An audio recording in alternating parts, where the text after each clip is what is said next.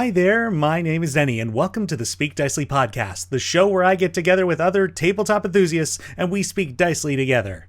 We're now halfway through our series on the classes of Dungeons & Dragons, and today we're going to talk about the class that draws their power from within. Some say this power is the force of will of the one wielding it, while others say it is an inherent magic within all living things. Regardless of the source, it allows the individual to enhance their own physical and mental abilities, and this energy is known as ki.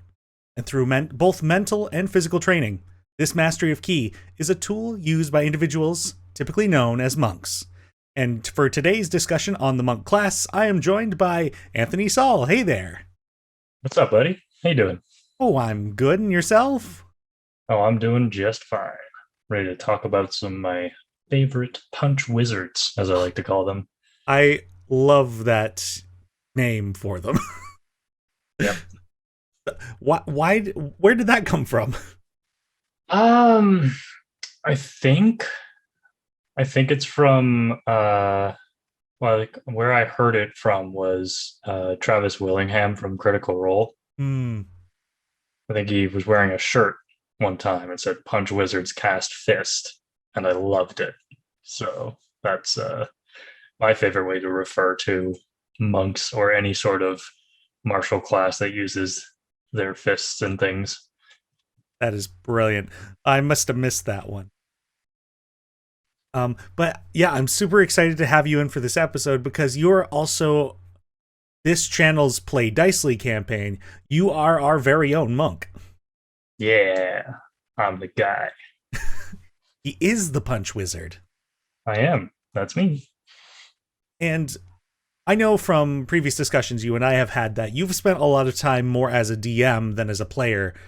So how are you finding it being a player now? It's very fun. It's kind of hard to switch off that part of my brain sometimes, and but it's very exciting to not know what's gonna happen or not know what's going on, and just being in charge of one character versus an entire world is a nice change of pace sometimes. So, yeah, uh it's it's fun to see, like, looking at one's character sheet and like the abilities and such, and how that you can use that to interact with the world versus the other way around where you look at the world and you have to look at like a macro sense versus a micro sense, I guess. oh yeah. I mean, DMs can focus both macro and micro, but players are very much it's just the micro. Like you are one part of the setting. But yeah, no, for sure.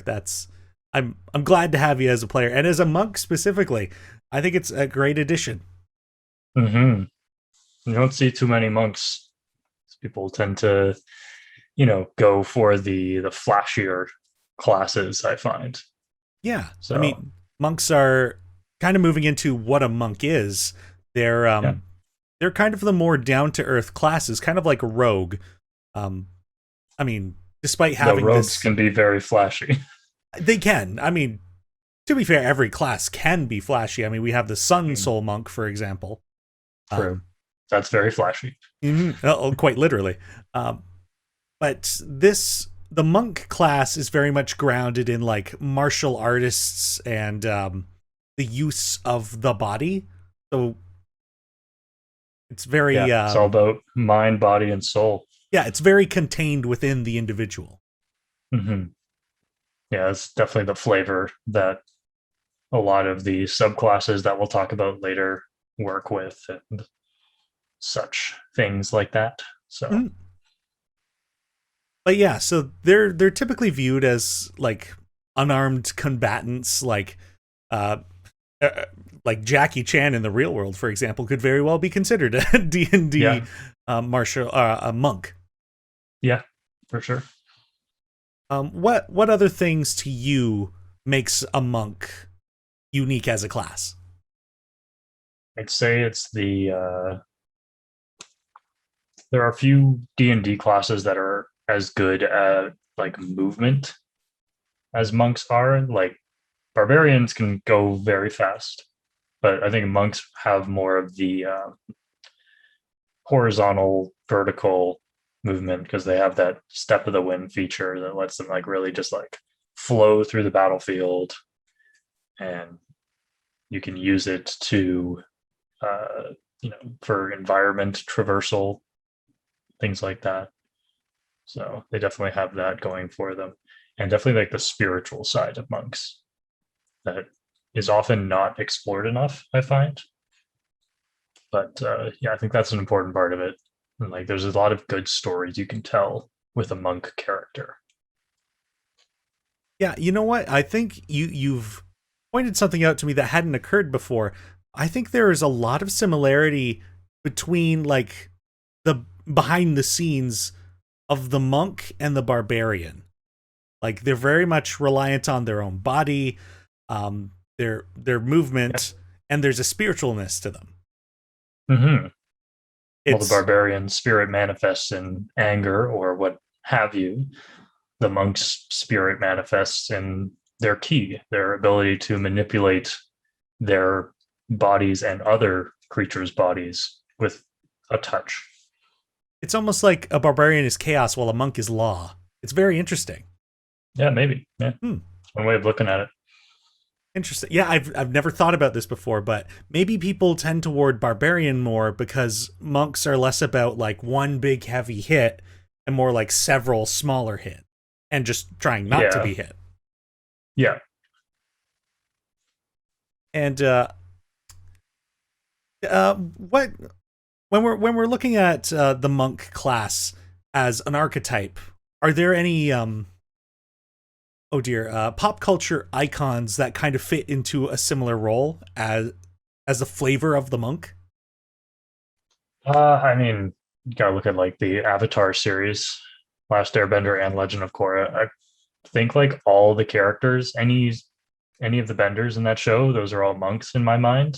Obviously, Aang is like he's literally is a monk, but I'd say the kind of elemental bending that they do is, if it were translated to a D&D sense, it would just be key based. Mm-hmm. Yeah, and so those guys for sure. I think that the Way of the Four Elements, one of the subclasses of the monk, it was probably very much inspired by those shows. Maybe. I wonder what came first. Did it come? Yeah, that's what I'm thinking. I mean, I think Avatar: The Last Airbender is a pretty old cartoon at this point, and that just made me feel really old as a person at this point. But yeah, I'll have to figure that out. A quick Google search can figure that out. Yeah. I'm sure. We have a podcast to record, so we don't have time for that. No, unfortunately not. But if you out there, you know the answer, and you're watching this on YouTube, comment below. I would love to know. And then of course, like I'm a big Marvel fan, so a lot of the examples I thought of are Marvel examples, like Daredevil, very much the trained in martial arts, and is disciplined, even though he's blind, is able to do things that normal people wouldn't. Iron Fist is kind of a stereotypical example. I mean, when we're looking at monks, it's very much inspired by like Asian cultures and practices in the East. So the Iron Fist is kind of a stereotypical version. And then a rival organization to the both of them being the Hand, just filled with ninjas, and basically it's just monks everywhere. Yeah. And then I also threw in Po from Kung Fu Panda. That works. Yeah. These are very particular style that Po does. Way of the Pinky. Oh, you couldn't even see my pinky in the frame.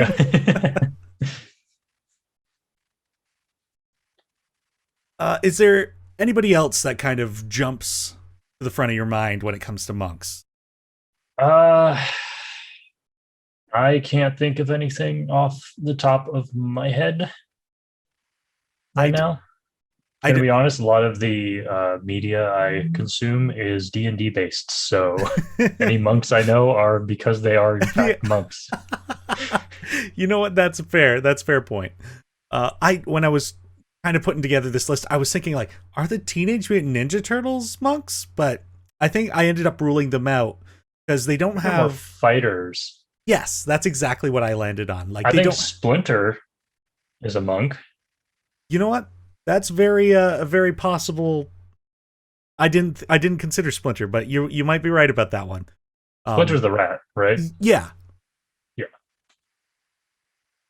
I mean, in the newer series of Teenage Mutant Ninja Turtles, even though it's fueled by technology, they might very well be like astral monks now. I don't know if you've Do they seen grow extra arms. well, I don't know if you've seen the Rise of the Teenage Mutant Ninja Turtles series, but they have like these astral forms that kind of manifest. It's actually like really cool. I've really enjoyed that series. Oh, interesting. Yeah. Sounds fun. And you know what? And Abe in our Play Dicely series, how sometimes he turns like bestial. That's kind of what they turned the Shredder into in that series. It's really cool. Ooh. Yeah, I'm gonna check it out. I recommend. I'm pretty sure it's on Netflix. Cool. Otherwise, some quick other examples that aren't quite monks but kind of feel similar. Spider-Man from the Marvel universe, very much hand-to-hand combatant. Yeah. And in comparison to the Teenage Mutant Ninja Turtles, the difference I made there is they don't have like this inner power source, whereas Spider-Man does. Yeah, he's got his like Spidey instincts. Spidey sense, yeah. Yeah. So he's just using his key points on dodging and dashing. Yeah, he's just patient defense all the time. I've got Robert Downey Jr.'s Sherlock Holmes. Yeah. And yeah, I agree with that. I'm just like that opening scene where he does the discombobulate thing. I'm like, oh, yeah, for sure. So good. And the last example I have is pretty much any character from The Matrix. Yeah. Just slap them with a proficiency in firearms, and there you go. Gun monk. Gun monk. Oh boy. All right, yeah. So there's plenty of pop culture examples of the monk class. So let's run through all of the features that every monk class is going to get. And perhaps we can take turns from level to level, like reading these out. Yeah, sounds good. Cool. So, firstly, if you want to be an effective monk, dexterity should be your highest ability score, followed by your wisdom stat. These things will determine how good you are at hitting, as well as the wisdom kind of affecting some features and things that require a saving throw. But first good up, to be wise, y'all. Yeah, I mean, it also fits the flavor of a monk too. For sure, yeah. Your character has either trained or gone on a pilgrimage or something of the like, and have probably achieved some level of inner enlightenment. Mm-hmm. Maybe not full enlightenment, because why are you adventuring otherwise? Even the minimum bar of just being self-aware. Yeah. Oh, I'm a person, therefore I'm wise. Therefore, I dodge. Yes. Speaking of You're wise, which, you know to dodge. Yeah. Speaking of which, at first level, we get the features unarmored defense and martial arts. Unarmored defense adds your dexterity and wisdom as long as you're not wearing any armor or using a shield. And martial arts is kind of the bread and butter, I guess, of a monk, aside from ki. Martial arts basically allows the monk to be useful outside of a single attack up to the 5th level there. Could you imagine if they didn't like up the damage of the unarmed strike? Monks already have it kind of rough, in my opinion, but we'll get to that later. But yeah, if they didn't up that damage over time, it'd be real bad. Oh yeah, like for sure. Like, okay, so to kind of explain what martial arts is a bit more, you can. What did I put here? Oh dear. So you have I can explain it if you want. Well, you know what? You're the monk expert. Feel free to. Yeah, so martial arts lets you use your hands as fighting tools, and typically in D&D, when you hit with an unarmed strike, you deal 1 damage plus your strength modifier, which for some characters often results in no damage being dealt at all. Half the Play Dicely party, for example. What a great crew. But with martial arts, as a monk, you can use dex or strength when you hit. And instead of just 1 damage plus those modifiers, you get to use a d4 starting at first level, and it grows in size as you become more powerful as a monk. And it also gives you the option to strike twice on a turn using a bonus action, which typically is not a thing you can do unless you are dual wielding weapons or the like. So it's very useful for, if you miss that first attack, you can be like, okay, well, I still get a second one at least. Yeah, super critical. Like that unarmed strike being good, super important.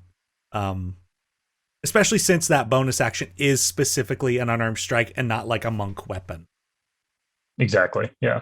Mm-hmm. Would you like to take away with level 2? Yeah, second level. Ooh, you get the good stuff. You get that key.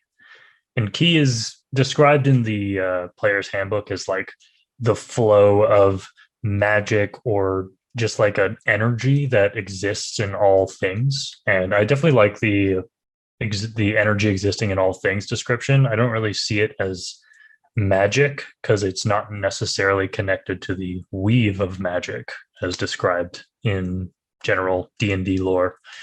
But ki is kind of like a inner fuel, if you will, that you can use to kind of push yourself beyond the limits of a normal physical mortal.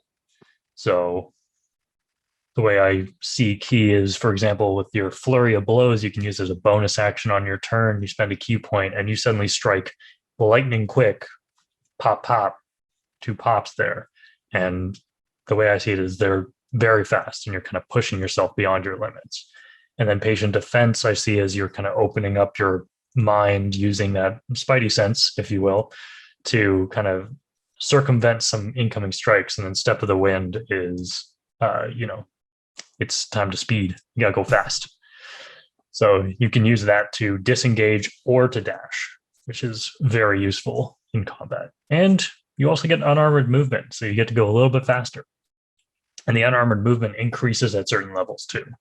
So if you get to like a high level monk, you could be moving like 50 feet a turn. It's insane.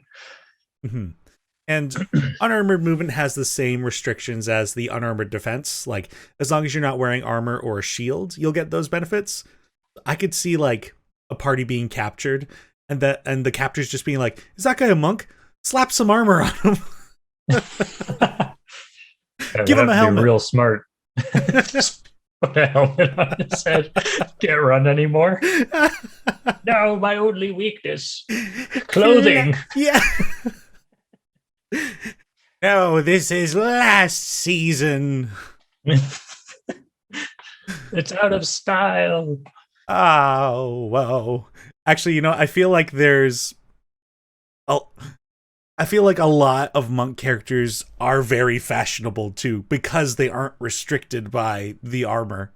I feel like there's a lot of great monk art. Oh yeah, absolutely.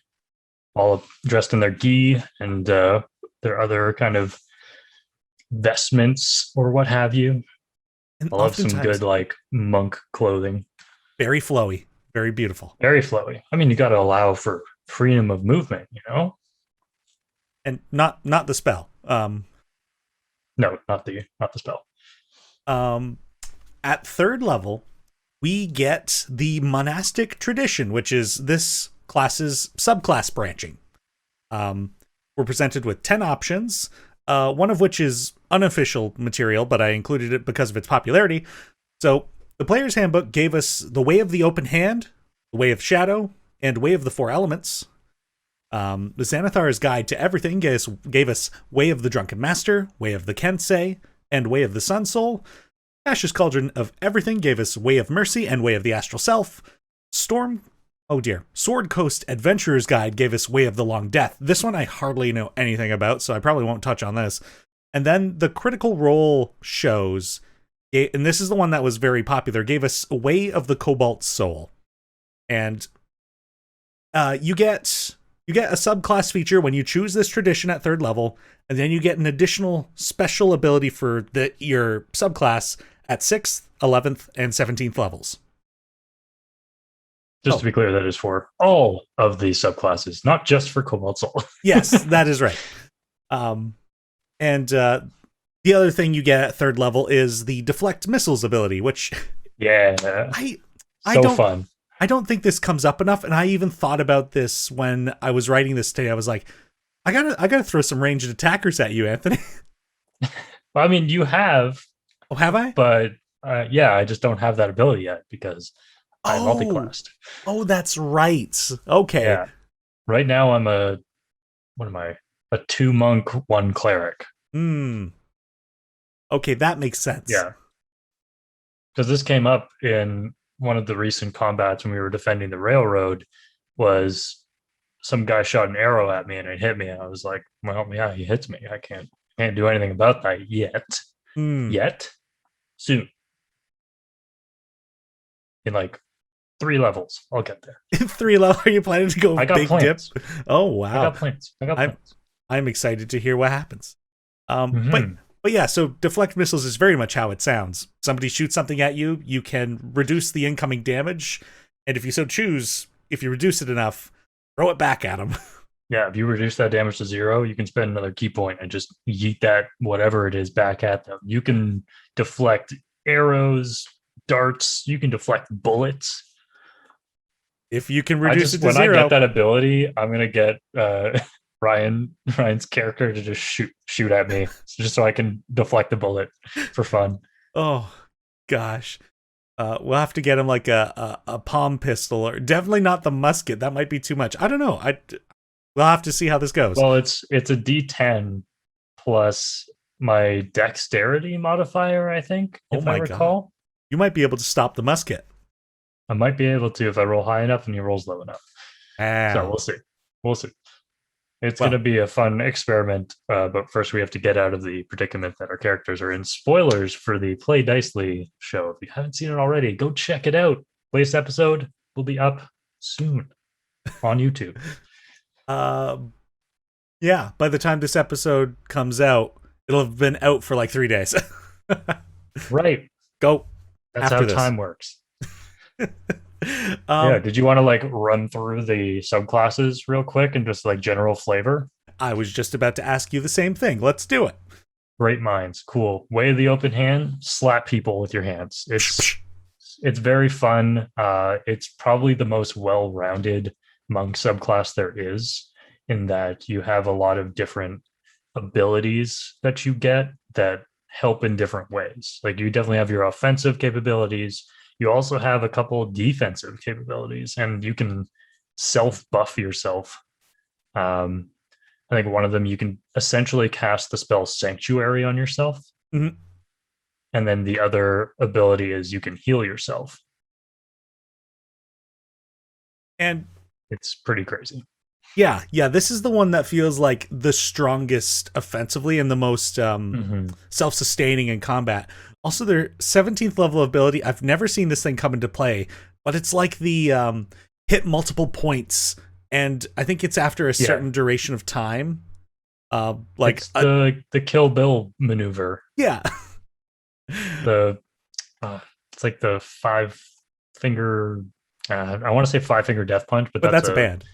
That's a hardcore metal band. So I don't remember what the move was called from Kill Bill, but it's essentially at the end where she strikes Bill 5 times and then he walks like 10 feet and then just dies from a heart attack. What I like about it though is that like it's like you do that thing and then it lasts for a certain number of days until you go activate, and then that individual takes 10d10 necrotic damage. It's crazy. It's like Oh you just plant a key bomb inside of them. man, that guard. We need you to let us through. I don't think I'm going to do that. If you don't, you will explode. Who needs When I charisma? snap my fingers, you will explode. I will bend my pinky. Oh my god. Oh, Way of the pinky. wow. Um, next up, Way of the Shadow. Very, very straightforward. It's a ninja feeling Yeah. monk. If Monk was a rogue. Yeah. You get some spells to help you be stealthy, maneuver in shadow, that kind of thing. We probably shouldn't dwell on these for too long. No, we'll go through quick. Okay. Go through quick. Way of the Four Elements. If you want to cosplay as Aang from Avatar: The Last Airbender, that's your go-to. That was originally going to be my choice for subclass for Play Dicely, but things changed, and we'll see where that goes. And they do change. From Xanathars, we got Way of the Drunken Master. Basically, you're a drunk dude, or you don't have to be drunk, but it helps. Feigning drunk. Yeah, you're feigning drunk, and like the whole flavor of it is you're kind of dipping and twisting in and out of combat, throwing off your opponent with strange movements. I like that they included this because it kind of adds a kind of jokestery or more of a playful Absolutely. monk in very much in a class that is very serious. Yeah, for sure. It's a fun way to have like a silly time playing a monk character. Got Way of the Kensei, which is very much a monk who specializes in a type of weapon. Unfortunately, I think it's one of the least popular subclass choices. It's pretty weak, unfortunately, compared to like all of these compared to the open hand are pretty weak. But I mean, I like the others have their uses. The class they're more overall. niche. Yeah, the class feels very explorative. Like it's a great exploration class, but the Way of the Open Hand is your combat guy. Yeah, for sure. For sure. After that, Sun Soul is if you want to be a Super Saiyan, that's what you play. Just have your wizard cast fly on you, and then go to town. Yeah, or your spirit bombs. Yeah, Matt, who has appeared on this podcast, played a pretty great Sun Soul monk all the way up to level 20. I'm not going to share his stories because he can share those sometime on his own. Sure. But a great time. He had great flavor for us. Tasha's Cauldron of Everything gave us Way of Mercy. I don't know anything about this one. I've read when I was trying to decide, what monk subclass I wanted to take. I read through all of them extensively. This one's very cool to me, and I consider taking it because it's kind of like a dealer of life and death type deal. So the way it kind of works is you have at third level, when you choose it, you get a hand of harm and a hand of healing. So you can choose to heal with one hand, deal harm with the other, is basically heal or do like necrotic damage. And I think eventually it becomes when you use your flurry of blows, you can do one or the other, or you can do both with the same activation of flurry of blows. Wow. Yeah. And the damage like increases over time and such. So it's a very useful. It's like if you need an extra healer in your party, but that healer still wants to have fun. That is a great idea. It's like always great that they keep adding like subclasses for basically every class that can be the support or the one that can get people up when they're down. Yeah. And then the cool flavor of this class is they're kind of like a witch doctor, or sorry, not witch doctor, plague doctor feel to it. So you're supposed to like choose a mask to wear. It's like the faceless dealers of life and death is like the flavor of the class. It's pretty cool.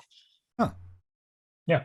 It's interesting. Their capstone ability is you can like spend 5 key points to bring someone back to life. Holy crap. Well, I guess that is 17th level. Wow. Yeah. Ah. And they regain a bunch of hit points too. It's not just like come back to one. It's you regain a ton of hit points and you're back to life. Go Wow. fight. Yeah, it's pretty dope. That I I might have to play this class at some point. It has a lot of potential to be a really cool character. The other one that Tasha's Cauldron of Everything gave us was the Way of the Astral Self. This one I am more familiar with, and I'm realizing that Tasha's Cauldron of Everything pretty much just gave us monks that are interested in masks. Because Yeah, it's true. the Way of the Astral Self is very much this monk that taps into their own spirit, or their kind of put it in a media kind of sense, their persona, like the Persona anime series. There you go. And you kind of have this other body that you can kind of summon from the astral plane. It gives you an extra set of arms when you level up. Like you can get like this helmet of like a full suit of armor. The guy I played had like a knight's helmet and like spidery appendages, kind of like the Iron Spider. And That's cool. he was a well, I can go into more detail on this later when we talk about our own monk characters. Yeah, for sure. But yeah, this is great. This is the monk subclass that instead of going invest in your dex, it goes invest in your wisdom. Yeah, because all the abilities for that are based on wisdom, right? Mm-hmm. And you can even use wisdom as your attacking ability scores instead of dexterity. Is that right out the gate, or is that like at a certain point? What right when you come in at 3rd level with the subclass? Wow. Yeah. Okay. Because I've seen this class, but like when I was reading through it, it felt like kind of underwhelming. But I guess I didn't see that part where you can just use your wisdom, because that makes it a lot stronger. Oh yeah. Yep. You use That's wisdom. cool. You get like a 10-foot reach with your ethereal arms, and like I loved this class. Unfortunately, I didn't have time to keep playing in the campaign that I was a part of with this character, but it was a great time. Nice. Way of the Long Death, like I said, I don't know anything about this, but I think we can make some assumptions. Yeah, they're all about like using your ki to manipulate the life force of another creature. I think when wizards worked on Way of Mercy, they probably took some inspiration from Way of Long Death, because this came out a long time ago, whenever Sword Coast Adventurer's Guide came out. Yeah.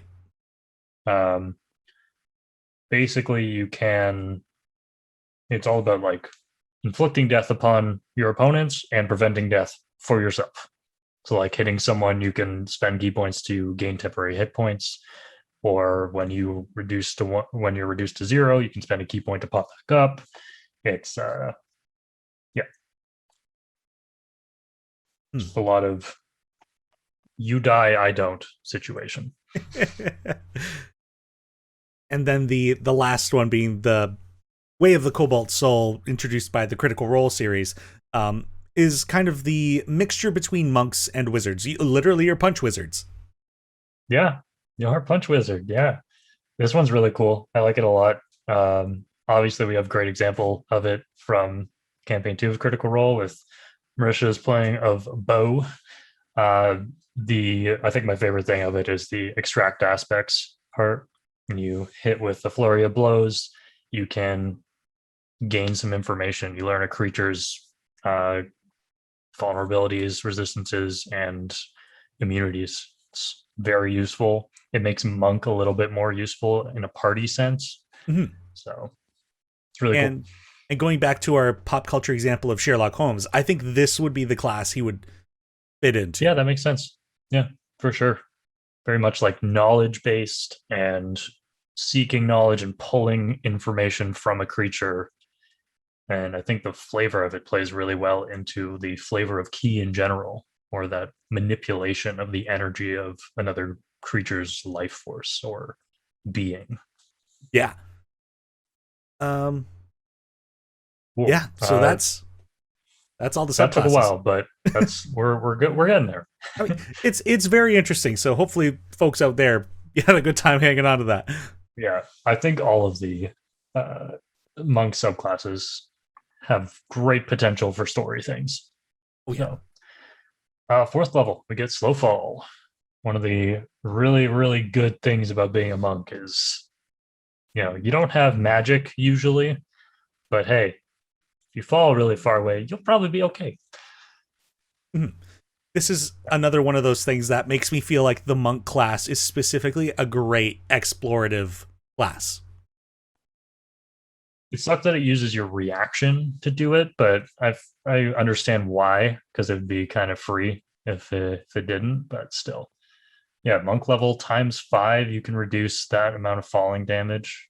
So right at fourth level, 20 damage gone. Yeah. Yeah. Fifth level, as with all martial classes, this one gets the extra attack.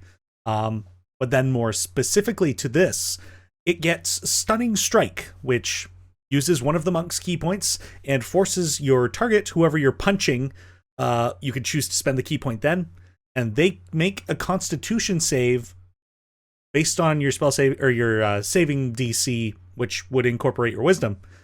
If they fail, they become stunned until the end of your next turn.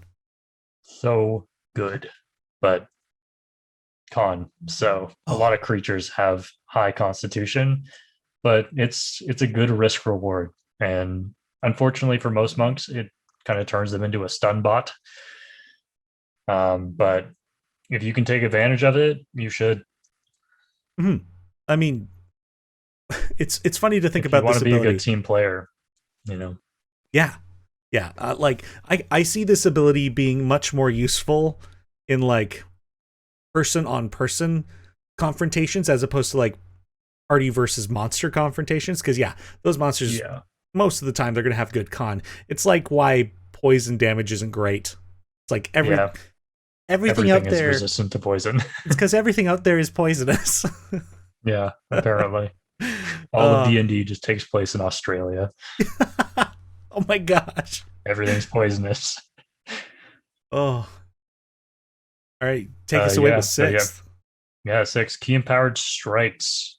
This is really good because at this point in a typical, campaign, creatures will start to get resistance or immunity to non-magical damage, meaning that your itty bitty fist don't do anything to them. You can't punch a ghost until 6th level because then you can't.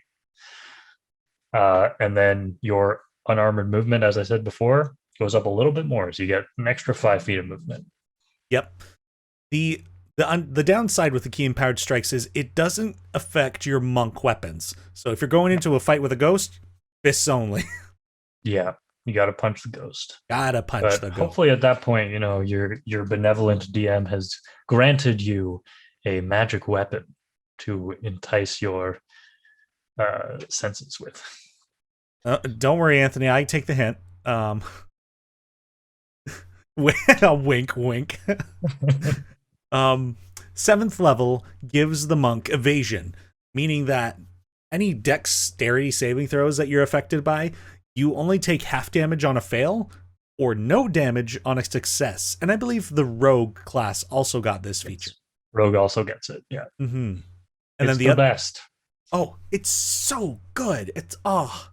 And there's so many dex saves. There's so many dex saves in D&D. I feel like just from a design standpoint in general, it could be changed a little bit to incorporate other saving throws. I have a tangent for this, but we can keep on topic and I'll bring it up later. Ooh, all right. The other thing you get at 7th level is something called Stillness of Mind, which you can use an action on your turn to end an effect causing you to be frightened or charmed. I love this. It's huge. It's huge because frightened and charmed conditions can really mess up a martial class, and being able to just, no, I'm good. I don't want to do this anymore. Without a roll is fantastic. Mm-hmm. And this is, I mean, it's not something that comes up very often, but that one time it does, it's like, yeah, I'm getting away with this. If you're fighting a dragon or something that has any sort of fear-based stuff, or a spellcaster, or like a fiend that relies on charming enemies such as an incubus, then it's good. Keeps your monk in the fight. we played it in a campaign with Logan, and he as a DM seems to love charming things. So, oh boy, me and Dallas got charmed so much, often resulting in like being in ambush and then just like turning to each other, sword. It's like, why are you stabbing me? Again with this. We talked about this. If only we were monks like Matt. Ninth level, another unarmored movement improvement. Is that true? Yeah. It's not a speed increase, but something changes. Oh, right. Sorry. I thought those were two separate things that you had written there. Yeah, you can run across water and vertical surfaces. You basically become Spider-Man. Saul Spitterman. Saul Spitterman here to put across this vertical surface. But you can't end your turn there. Yeah. It's very much you're running so fast that you can run across water. But if you stop, guess what? Physics takes over. Bloop. Oh, I can just visualize a scene of like a monk running up a wall and like some flying creature coming up after them. And then they just like they do end their turn on the surface and they begin free falling and like catch the creature on the back and like keep riding up with them. People's elbow.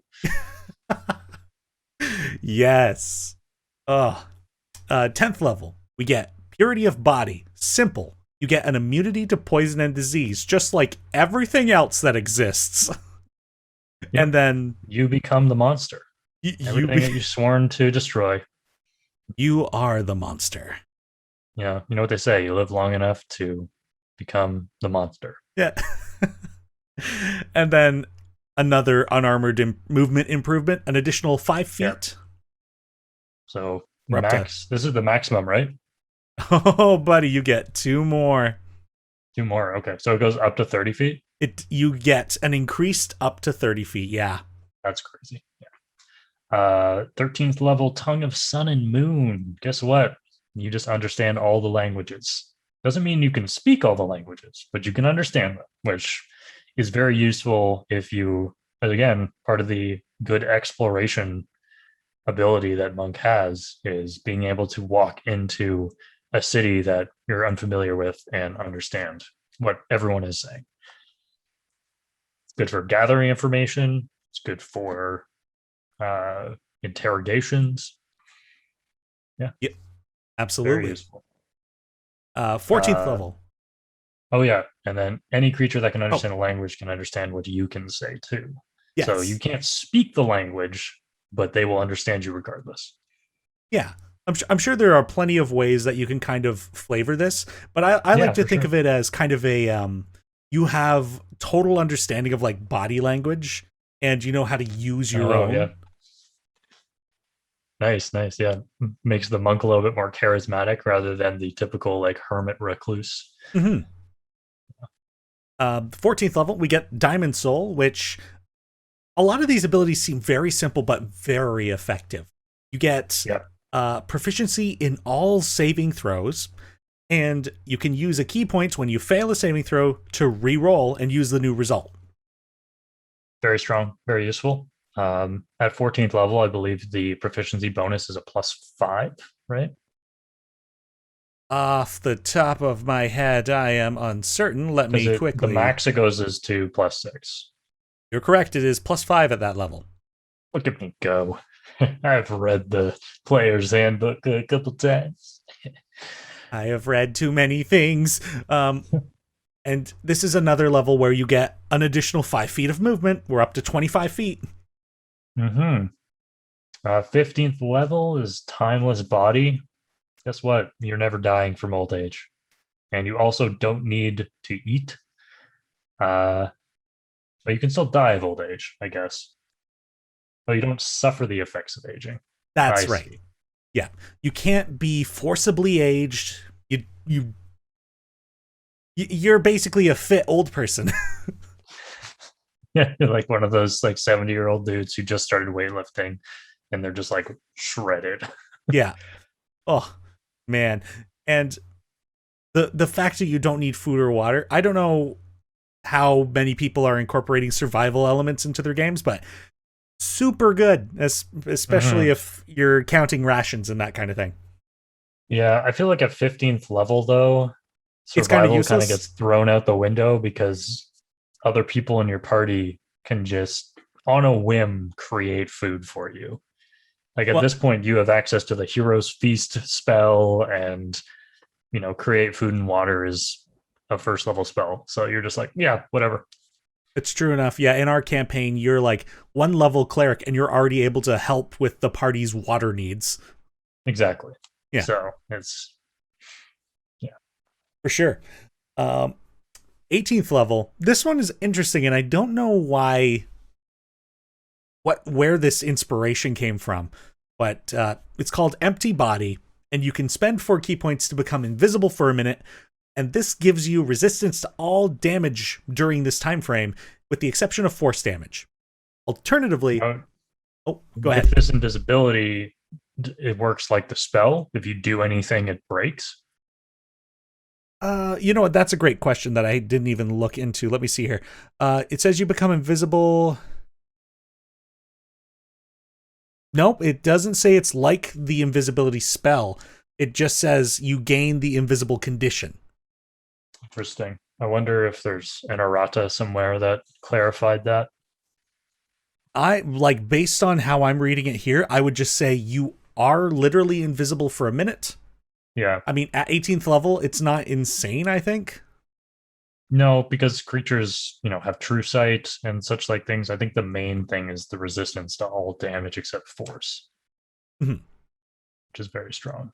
Well, Um, yeah. got to get those force abilities prepped. The hmm the other thing that this ability, Empty Body, does is gives you the option to spend 8 key points to cast a solo version of the astral projection spell without any material components. So you, on a lone trip, can go into the astral plane, I believe is how that spell works. I haven't really looked into that either. Yeah. That's basically what that does. Hmm. Yeah, I don't know what their inspiration for this part was. It kind of feels like they either ran out of ideas and just like wanted to put something cool in there, and like we're looking at like a spell list and be like, all right, what can we just throw to the monk? Um, Like but they're the definitely like cool ideas. yeah, I mean the astral projection one I kind of get because it's kind of like the spirit leaves the body and it's like an enlightenment kind of feel. But the invisibility thing, that one I'm not entirely certain of. Maybe it's the body is kind of like ties to the physical hmm kind of idea. It's like, oh, you can leave the material world behind and you are better for it or something. But that's just me reaching for understanding. Yeah, yeah, it's very monk-like of you, looking Well, for higher understanding. I seek enlightenment. And 18th level is the last time you get a movement increase. So this is where you reach your 30 feet of extra movement. Yeah. So at this point, if you're playing like a basic medium humanoid, you would have 60 feet of movement on your turn. Beautiful. Absolutely. Sonic speed. Sonic speed. 20th level, guess what? You're perfect. And what that means in D&D is when you start a fight and you have no key points, guess what? You get 4. Well, That's apparently perfection. I there it's so unfortunate. I feel like so many of these capstone abilities are just so underwhelming. I mean, the monk is, in my opinion, very like front and mid loaded in terms of its best things, and then like the back quarter of it is kind of whatever. Mhm. Makes monk good for multi-classing because if you intend to like go a different direction, you're not missing out on too much. Yeah. But yeah, And something we didn't really talk about with key points, at least I don't think it came up, is you get all of like you have a number equal to your level, and then you get all of them back on a short rest. yeah, which basically means if you're fighting, like use your key points. Don't Mhm. don't hold on to them unless Yeah. you think you're going to be going like back to back to back fights, which typically in D&D doesn't happen unless your DM's really trying to wear you down. Yeah. Yeah. Uh like I could see 20th level coming into play with that ability with the perfect self. Like you're going after a big bad, you're probably going into like some big fight of evil forces You where crawl in a dungeon that requires you to use your key points to do certain things. yeah, it's like a large that scenario you described, like encounter after encounter to get to the big bad. And it's like you're probably quite worn down at that point. So there's an extra To me, the four. 20th level ability is a kind of like a get out of jail card, or like a little here you go type deal if you're really down on your luck. Yeah. Yeah. I just think getting into the big bad evil guy fight and only getting 4 key points is probably still not ideal. So, oh Not well. great, because you can't do, because at 20th level, I'm assuming your first instinct when you start a fight is to use the empty body ability to go invisible. Yeah. And just gain resistance to all damage. So that kind of plays into each other, but you can't do anything else if you have no key points at the start of a fight. You can do that, or you can, do your flurry of blows. You can do your Stunning strike, other things, which things like that. And like this doesn't even account for what your subclass lets you do. So it feels like this could probably be doubled to 8, and it would I'd be agree. okay. But we're not here to talk about the balancing, at least not yet.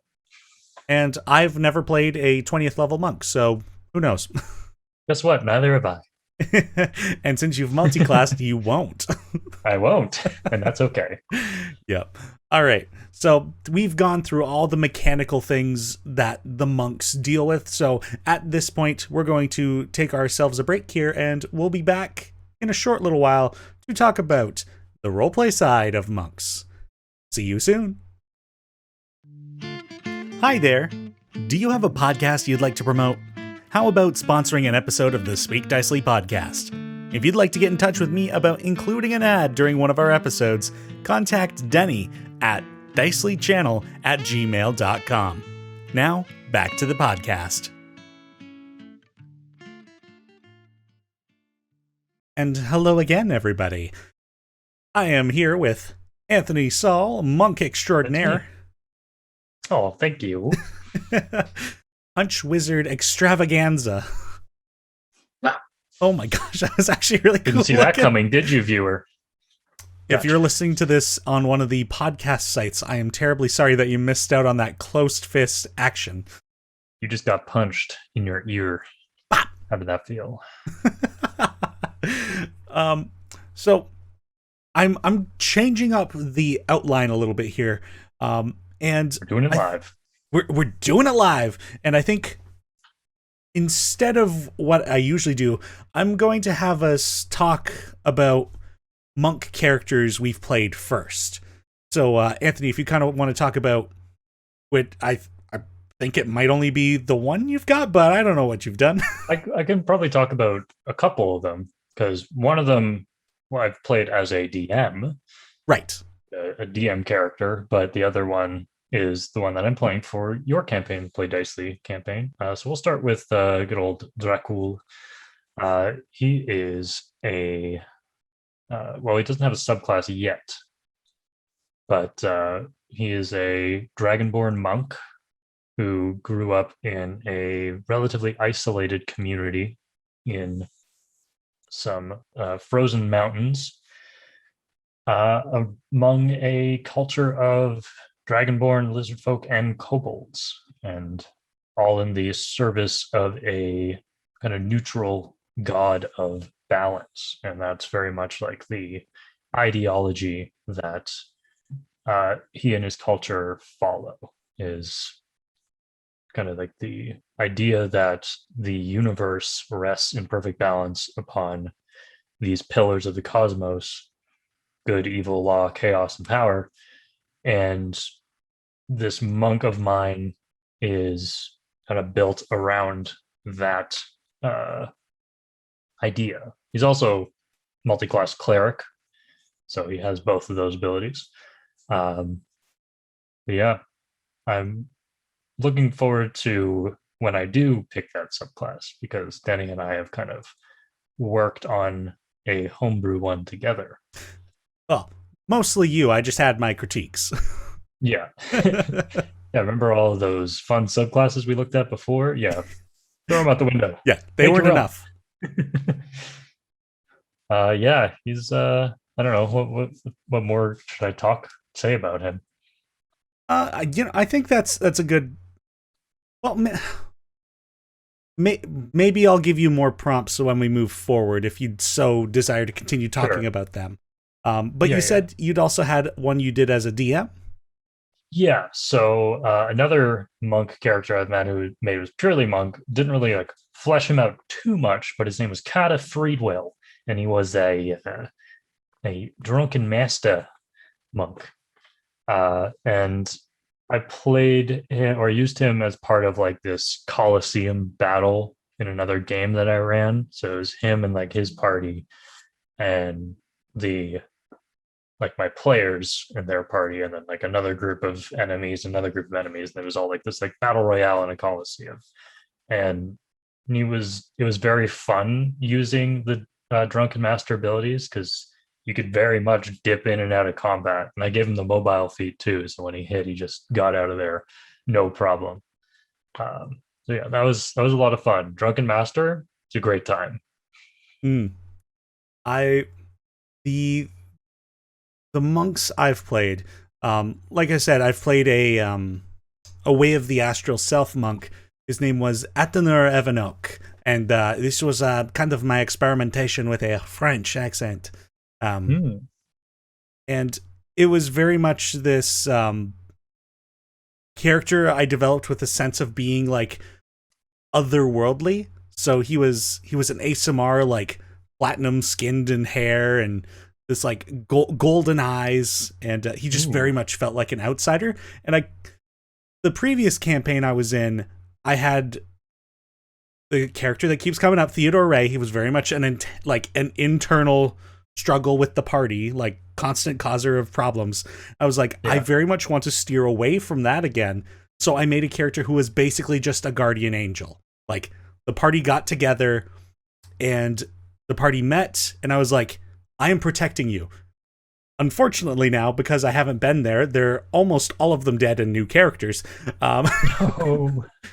But me and Logan, because I knew I wasn't going to be able to attend many of these, many of his games, we came up with this way to get me in and out of the story. Basically, it was like anytime he got homesick, he would just like evaporate and end up back home, which was an island in the middle of a stormy sea that was just this celestial isle that had portals into the astral sea, and like they trained in this way. And That's so cool. yeah, and my guy was out in the world because he was like an archaeologist and was just trying to learn history.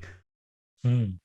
And it was a lot of fun because not only did I have these like shoulder appendages that did extra damage, and like I also had the wings, so I just felt like I had appendages everywhere. Just a whole lot going on in the back part of you. Yeah, and his It's hard to find clothes. and I asked Logan, I was like, I just want his shovel to be his weapon. Can I make that a simple club? So That's my really weapon, funny. yeah. Oh, it was That's such great fun. The only other monk Yeah. I played before that was a Kensei monk. Not much to it, really. It's like if Monk was a fighter, but not as effective. Yeah, and it was for a one shot in a game store, and this was my first time trying one of these, and I was like, I don't like this. Yeah, it can be weird playing D&D with not your friends. Trust me, I know I'm a professional DM, Yeah. but there's still lots of opportunity to create a connection there. Mm. And what you brought up about where your monk trained reminded me of something I should probably talk about with Drac, of where he trained.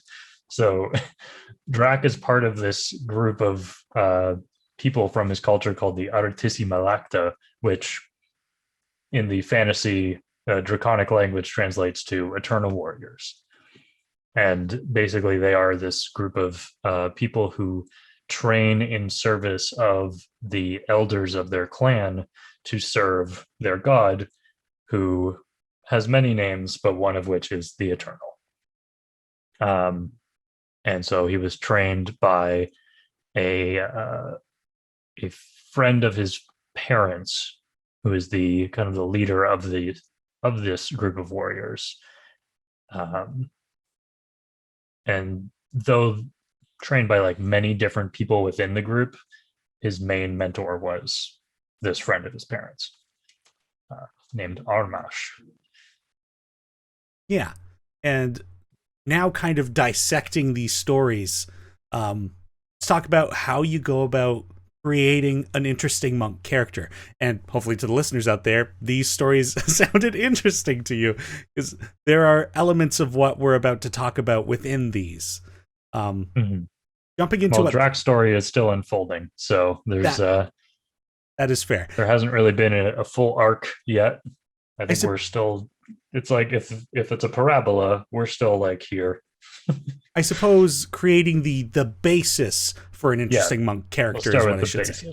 Yeah, and because I just started with this, so I keep going back to it. I'm just going to say what the Xanathar's Guide suggests, and we talked about this in pieces of this in each of these examples that we just shared.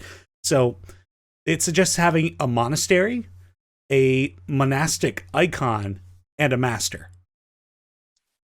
And so look in the case of Drac, we have a monastery, or just his home, really. I think I haven't fully fleshed this part out yet, but I think in general, there's probably a central building in which these warriors train. So we could call that a monastery.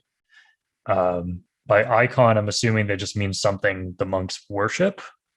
Yeah, it's kind of an idealization of the belief, and usually that takes form within a physical entity or a symbol. Okay, so then be Drax deity then, probably. That works. And then the master, Armash. Yeah. And how about for yours? So that French ASMR that I did, yeah, though I enjoyed playing him, he felt very flat to me, and I didn't really flesh him out too much, and that's because I didn't really I was busy with the Play Dicely campaign at this point, so I was kind of not focused on that. It was just there for fun.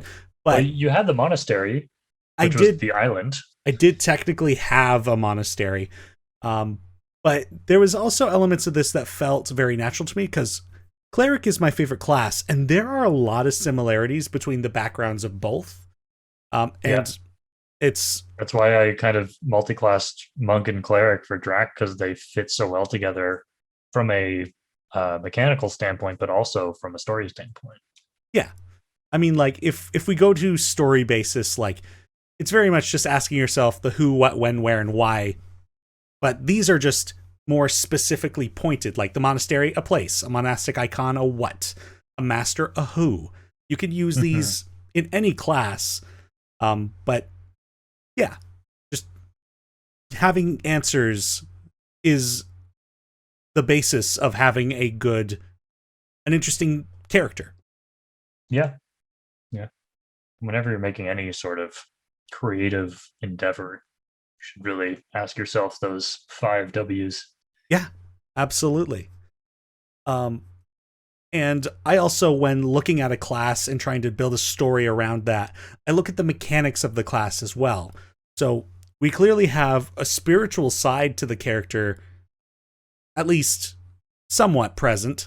You can choose to kind of remove that, but I think it should still kind of be an inkling in the mind of your story, being what is key? What is this internal power source for your character? Is it magic? Are you a sorcerer? Is it purely physical? Is it adrenaline? Or is it the will of your character?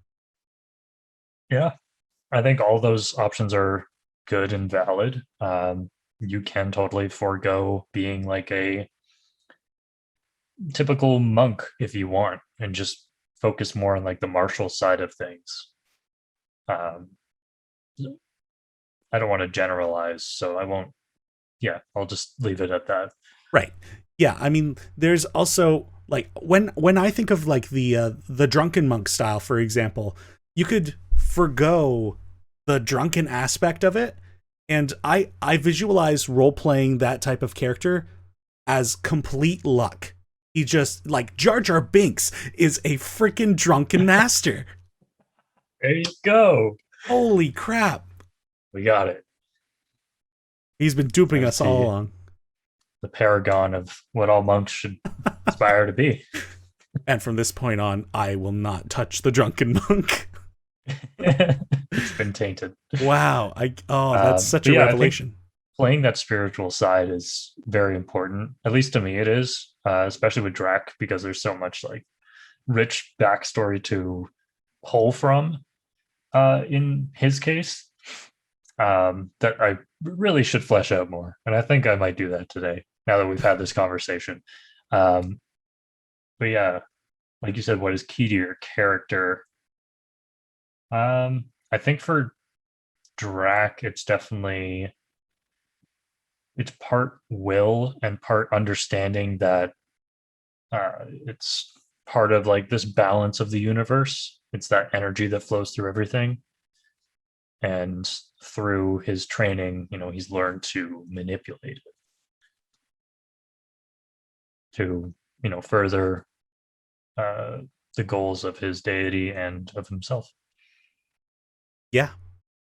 Did you have a answer to that question for your Azamar monk? No. Like I said, I hardly fleshed out this guy. I mean, like thinking about it, I think his power source would have been like planar energy. Like he was makes sense. They're on this island that's like very tied to the astral plane, hence astral monk. So it's like I think his power source is astral sea energy. Yeah, that's really cool. Yeah, there's a lot of cool stuff you could do with that. Yeah, if I wanted like to the weave itself, if you wanted, you're just like plucking threads. Yeah, I would probably have to have like a conversation with Logan to figure out like, does this like ruin your lore at all, or does this make sense? But like that's my quick instinct. Other things that I think you can do to make an interesting basis for your character, and I always encourage players to create NPCs that you might run into at some point. So it's like, who else trained with you? What is the organization that trained you? Is it an organization, or is it just like a tight family unit that's passed this knowledge down through the generations? And what have you been trained for? Yeah. I think for Drac, I mentioned before, he was trained by a friend of the family, but also like the leader of this warrior group of his culture. But I think there's it's not just monks here. It's a mix of people. Like, for example, his brother trained with him. His brother is not a monk. There's also, more knightly based people who've trained with him. They're warriors for sure, but there's many meanings to the term warrior. So not necessarily, with blade and fist, but it could be with, magic and mind. Organization, mentioned that. And then I think knowing what your character, your monk, has been trained for is important.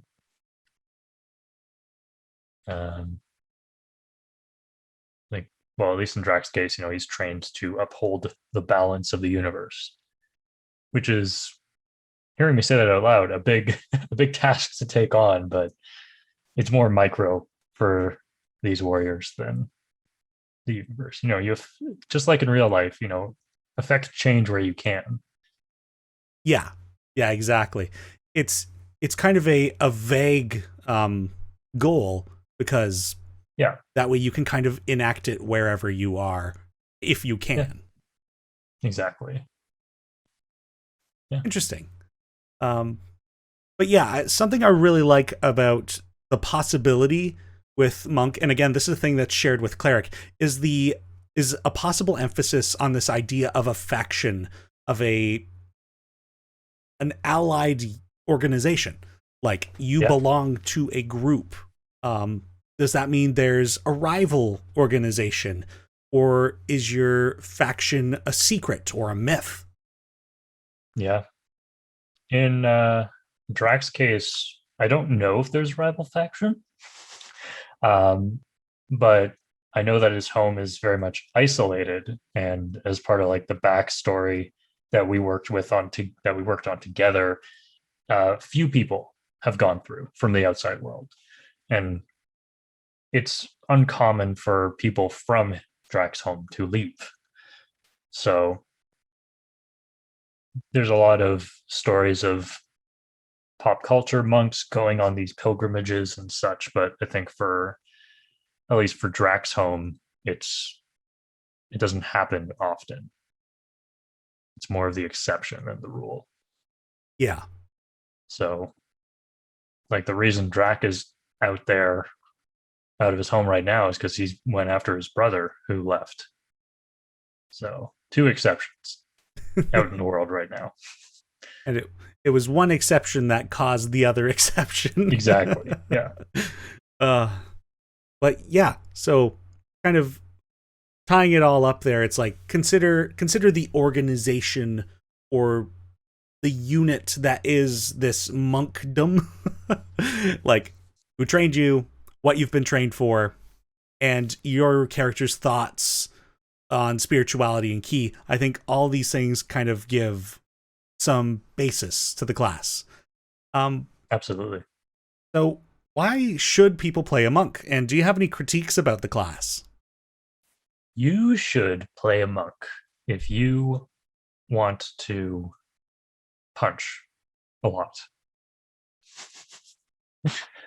Like we said, punch wizards. They cast fist, and monks are the best punch wizards among them. Monks are also really good at surviving. Low level any D&D can be tough. So if you want to live, you should play a monk.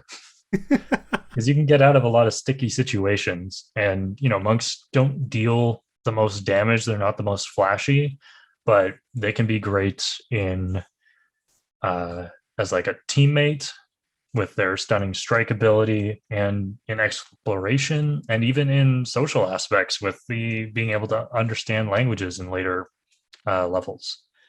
So Monk has a very good, solid kit, but I don't think they particularly excel at one thing more than other classes do, maybe other than survivability.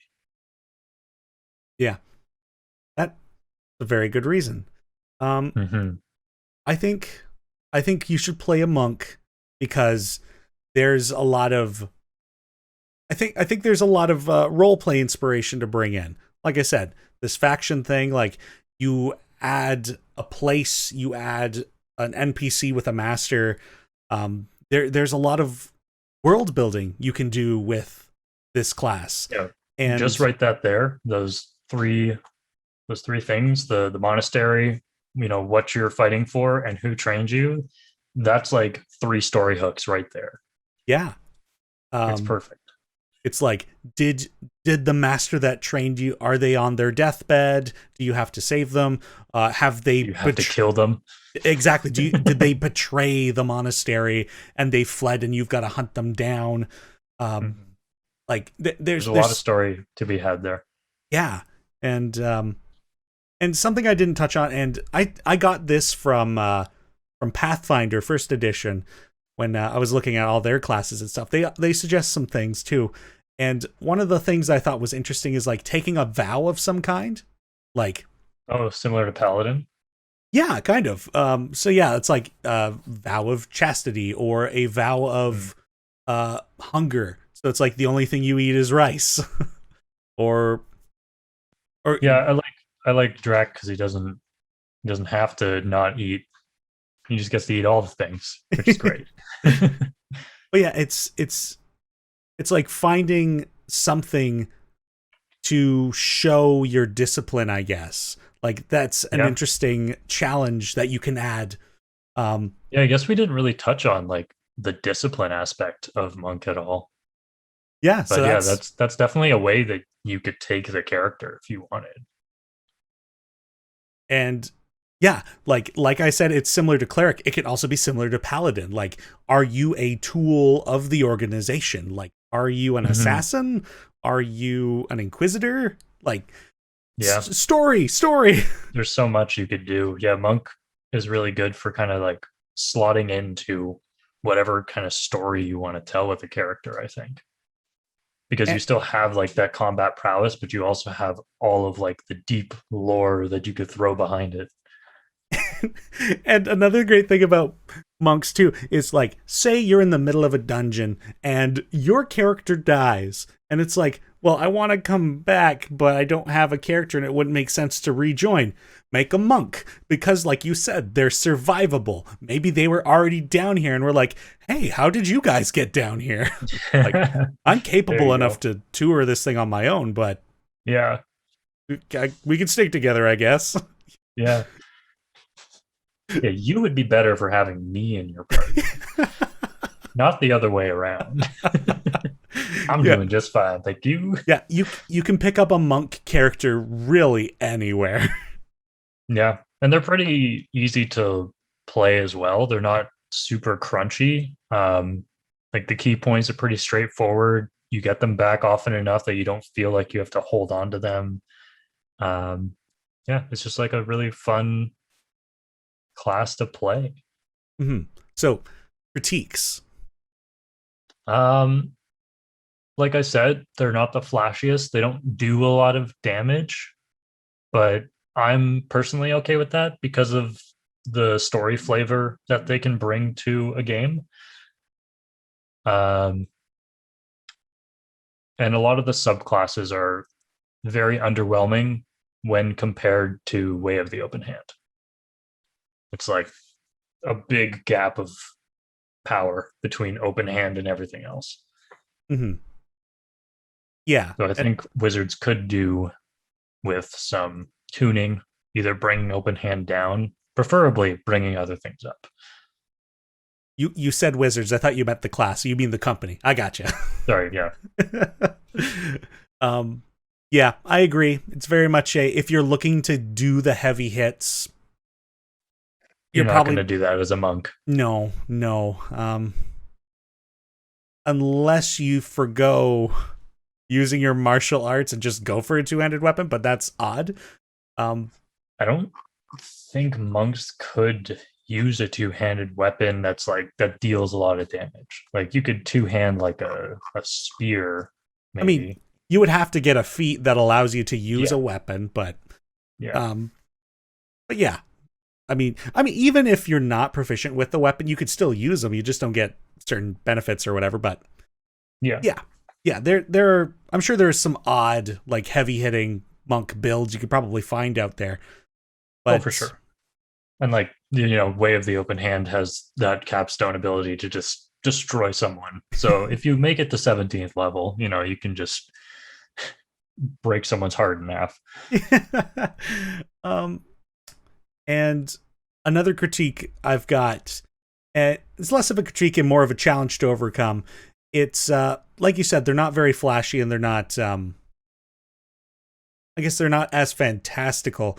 So this is another one of those classes like the fighter that will test your creativity in combat more specifically than exploration, because Yeah. exploration is where they shine. Um, but yeah, so like, Yeah, you really gotta think about how your monk fights, which is another thing we didn't really talk about. Uh, like when you go to attack, like describe the movements your monk does, because that's part of the fun of playing a monk is being able to take this like unique fighting style. Like when I described Drax fighting style in the past, it's very like flowy, like he's moving in these fluid motions and then quick, precise strikes, mhm, like almost out of nowhere. It's very snappy, in the attack action, but bringing it up to that, it's very much like flowing like water, if you will, Yeah. And or like rolling clouds of a storm. And my advice in this situation too, because monks get so many attacks on a single turn, is what I did with my monk was, because sometimes people will like roll the attack and then describe what they do, roll the next attack, describe. What I do is I just roll all, if I flurry of blows, for example, I roll all 3 attacks, see like a hit, a miss, and a hit. I go, okay, I was in a fight with a minotaur in like a one-on-one fighting ring. And it was a hit, a miss, and a hit. After I knew the results, I was like, okay, I'll flavor it now. So it's like, I punch him in the gut, and when he bowed down, I go for another punch in the head, and I hit the horn, hurt my fist, and he took a quick swipe at me. I backed up and then rolled across his back and then uppercutted him. Oh, that's so cool. So yeah, it's like, I'm going to try that. I'm going to try that next time. I highly recommend it. Yeah, that's a really cool idea. Yeah, I've always like described my attacks before I roll, which, that works. But Yeah. that sounds really cool too, because then you can really describe the movement your character is making. And that's what monks are, is movement. Yeah, for sure. So on a scale of 1 to 5, how would you rank the monk class? 1 being you wouldn't recommend, 2 being it's a boring class, 3 it's not your first choice but it can be fun, 4 you just recommend them, and 5 this is your favorite class. Well, Denny, I know when it might be hard. Punch wizards, there's only one, and it's monks. It's a 5 out of 5. Oh damn! I love monks. They're the best. They may not be the flashiest, but they are so cool. I think. What about you? I think for myself, I give them a 3. I haven't had too much experience with them myself. I'm enjoying watching you play it. And I think this is mostly my own fault, because like I said, I didn't really flesh out my monk. So yeah, it's mostly my fault, but I had a great time in combat.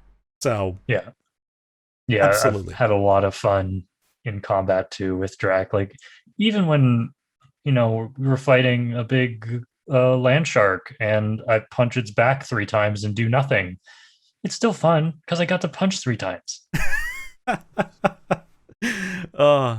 Yeah. Oh boy. Well, before we move on to our next segment, I have one final bonus question for you. So, Firstly, here's a prompt. Pick one of the subclasses of monk for yourself. Like for me? Yeah, for you as Anthony. For this guy. Okay, cool. All right. Like what monk tradition do you think you would fall into? Probably Cobalt Soul. It's a good choice. Yeah. Probably Cobalt Soul or 4 Elements. Just because I love Avatar. And so now that we've got that, my follow-up question is, what would your fighting style be reminiscent of? Kind of going on that monastic imagery, that icon. And what color is your attire? Oh yeah, dude. Okay. All right. Well, I guess I'll do, because I'm really torn between the two, so I'm just gonna do both. Nice. So for 4 Elements, I think the fighting style would be reminiscent of like the earthbending fighting style.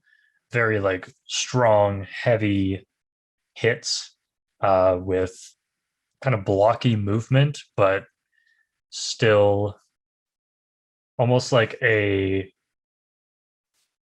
robotic dance, if you will. And then color of attire, probably like a forest green, I would say. Playing into type, I know, but still. It's fine. And then Cobalt Soul.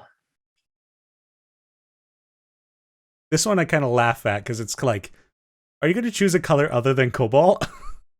Yes, I am actually. Nice. Uh, I think color would be like a dull gray. Hmm. Um, Kind of leading into that more like intellectual thing, like gray matter, Right. Oh, an that's good. intellectual style of patient. It'd be like a very patient fighting style, I think. Like waiting for the enemy to make a wrong move, taking advantage of that, learning from them, and then continuing the assault in that manner. Ooh. What about you? I I think I would pick, now that I know of this, the Way of Mercy, and it would very much be like fluid movements, like reminiscent of water. Yeah. Like kind of playing on the idea of water is life, but also you can possibly drown. Yeah, And you gotta watch out for that. ooh, yeah. And I think the robes What would would your be like, mask be? right, I gotta have a mask. It'd be just like a flat, almost just like a flat metallic mask, no facial features, kind of reminiscent like a drop of water, um, Cool. but like reflective. And Hmm. the color of the robes would be like uh deep, oh dear, what's the indigo? I think is the purple that's more blue, like deep indigo moving into blue. Cool. Yeah. That's dope. Well, if for the folks out there, if you're inspired to make those into characters, feel free to. Yeah, or comment below if you're watching this on YouTube what kind of fighting style or subclass you would pick if you were a monk. Oh yeah, that's fun. I want to hear that. But yeah, thank you, Anthony, for joining me on the conversation of monks. But let's carry on to our next segment, Question Dicely, our chance to hear from the listeners. So today's question comes in from Sheldon Caldwell and the Cadets. You can find him on Instagram as Shellfish16. And the question he asks is, what are your favorite homebrew rules, and why do you use them? Favorite homebrew rules. Favorite homebrew rule. Homebrew rule. Uh, I really like the healing potion as a bonus action. I was going to That say one's that. great. Yep. I very much want characters to be able to do plenty of things on their turns, and it sucks to just waste your turn drinking something. So that's always a fun one. Say one while I think of another one. Oh god, the potion one was my immediate thought too. Oh crud.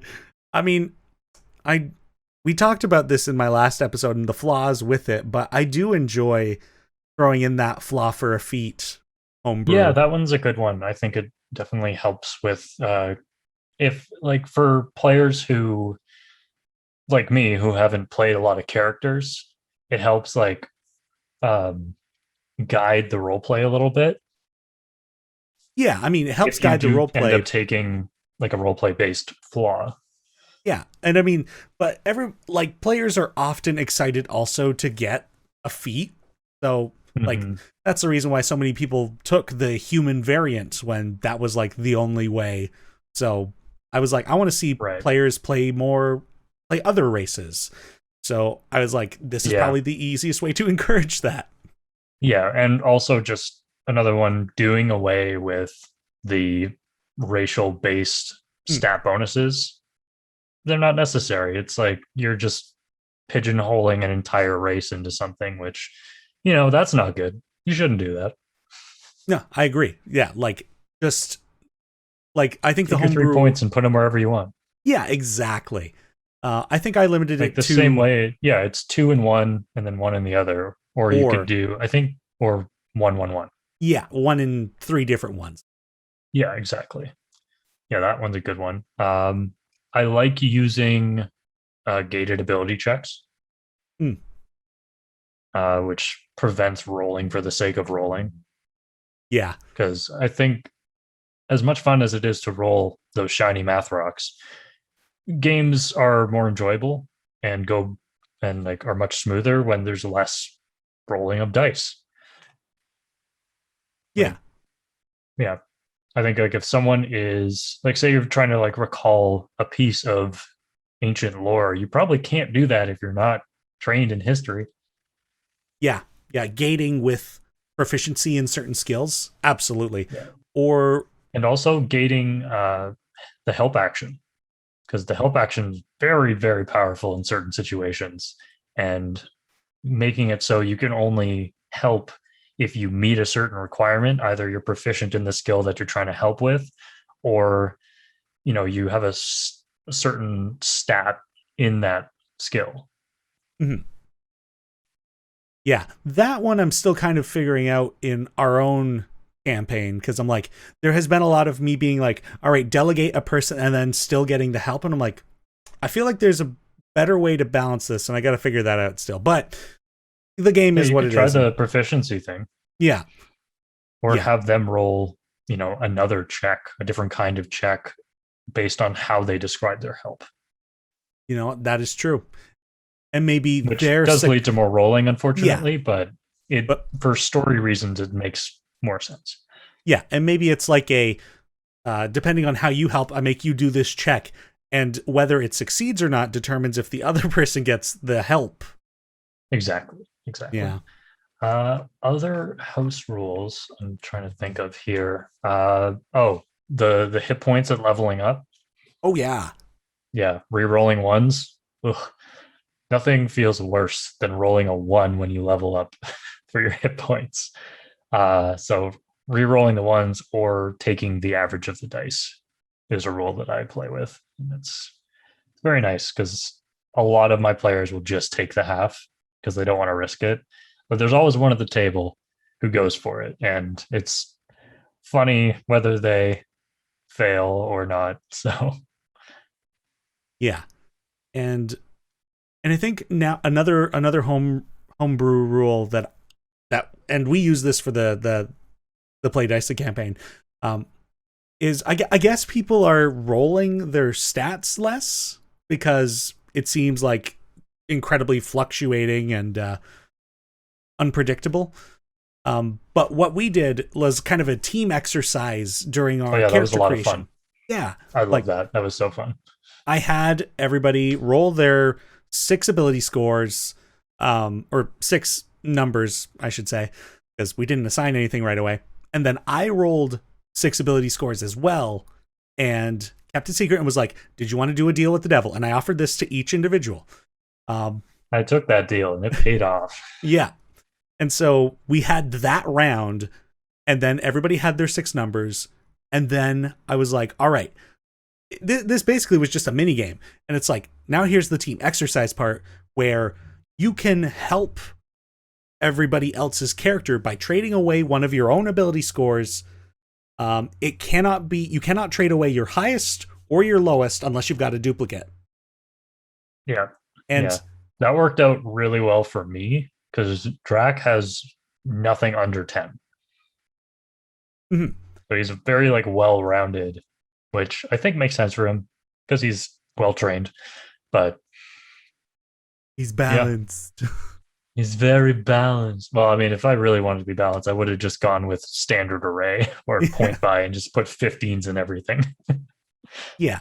But the nice thing about that system was it encouraged teamwork even before the game had begun. We got the satisfaction of rolling for ability scores, but also the chance to begin balancing out the party a bit more while still Yeah. keeping good extremes and good extremes of well above average and well below average. Yeah. I don't think anyone in the party has below like a -2, right? Like modifier? Yeah. Yeah. Yeah. No, I think like some of the players put like a 6 in their strength, but I don't think we have anything lower than 6s in ability scores. Okay. Well, that's good. I At least no one rolled a 3. I'm pretty sure when we did this, Ryan ended up with 2 6s, so I think he was able to give away one of his 6s for like a 10. Nice. That's good. Oh, friggin' guy. I'm trying to think of other homebrew rules.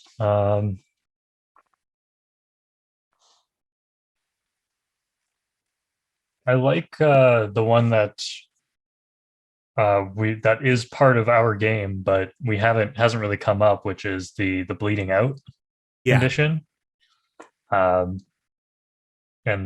the way that works, for those who don't know, is when you drop unconscious, you can take the condition bleeding out, which is mechanically identical to unconscious. You're still prone, and you're still dying, but you can speak weakly and you're mostly aware of your surroundings, which is essentially just for final moments or for roleplay. So Yeah.